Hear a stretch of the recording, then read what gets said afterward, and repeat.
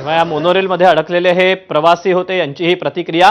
यांच्या म्हणण्यानुसार आतमध्ये जेव्हा अशी आपत्कालीन परिस्थिती उद्भवते त्यावेळेला मोनोरेल प्रशासनाकडून कुठलंही नियोजन करण्यात आलेलं नव्हतं. त्यासोबतच या तिकडे व्हेंटिलेशनसाठी काहीही पर्याय उपलब्ध नव्हता आणि त्यामुळेच आतमध्ये आम्हाला गुदमरल्याचा त्रास व्हायला लागला, अशी प्रतिक्रिया, अशी माहिती या मोनोरेलमध्ये अडकलेल्या प्रवाशांनी दिली आहे.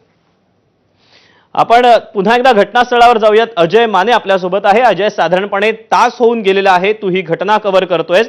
आतापर्यंत साधारणपणे किती लोकांना रेस्क्यू करण्यात आलेलं आहे, सध्या काय चित्र पाहायला मिळतंय?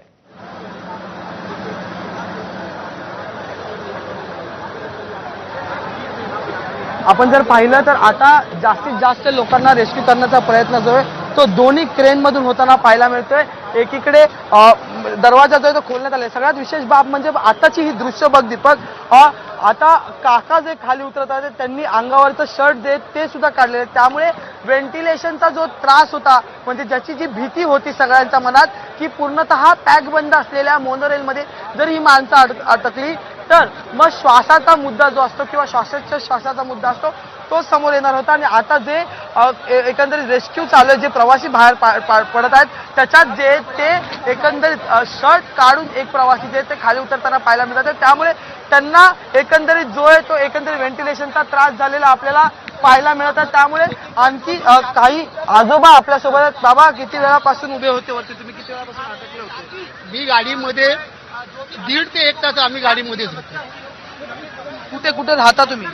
मी राहतो इथे, याला मानपूरला राहतो. आता आतमध्ये 1.5 ते 2 तास तुम्ही आत अटकले होते. काही व्हेंटिलेशनचा श्वासाचा त्रास झाला का? खूप सर्वांना, भरपूर लोकांना त्रास झाला. त्याच्यामध्ये कोणती सुविधा नव्हती आणि नियोजन पण नव्हतं की जर समजा असं आपत्कालीन काय घडलं तर कामगारांनी त्या पॅसेंजर असतील त्यांना समजावून काय ते रिलॅक्स करण्यासाठी कोणती यांच्याकडे यंत्रणा नाहीये. आतमधून ज्यावेळेस तुम्ही ही सगळी तक्रार दिली त्याच्यानंतर किती वेळाने हे सगळं रेस्क्यू ऑपरेशन चालू झालं? यंत्रणा किती वेळाने आली? तरी मला वाटतं अर्धा पाऊण तासांनी ते झालं असं. म्हणजे एवढा दीर्घ काळ लागला? हो, ते त्यांचे इंजिनियर गेले, कोणाशी काय बोलत होते, काय करत नव्हते. नंतर मग फायर ब्रिगेड आले, ते पण हे करत होते. मग त्याच्यानंतर ते इंजिनियरने दरवाजा खोलले आणि आम्हाला बाहेर. आपण जर पाहिलं तर अर्ध्या तासाहून अधिकचा काळ कधी गेला असं सुद्धा म्हणण्यात आलेलं आहे. आपण जर पाहिलं तर विशेष म्हणजे त्या ॲम्ब्युलन्समध्ये एका वयस्कर आजोबांना बसवण्यात आलेलं आहे.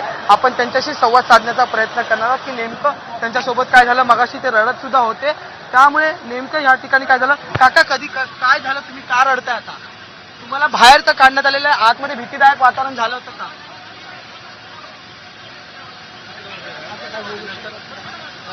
तुम्ही घाबरलेला आहात? किती वेळापासून अडकले होते? नाही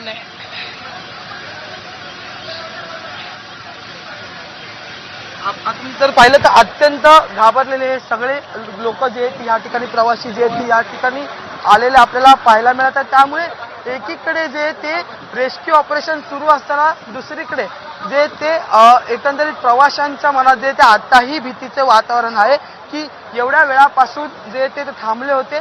आणि आपण ही दृश्य जर पाहिली तर आता ज्यांना रेस्क्यू केलं जाते त्यांच्या अंगावर शर्ट नाही, त्यामुळे जो व्हेंटिलेशनचा मुद्दा होता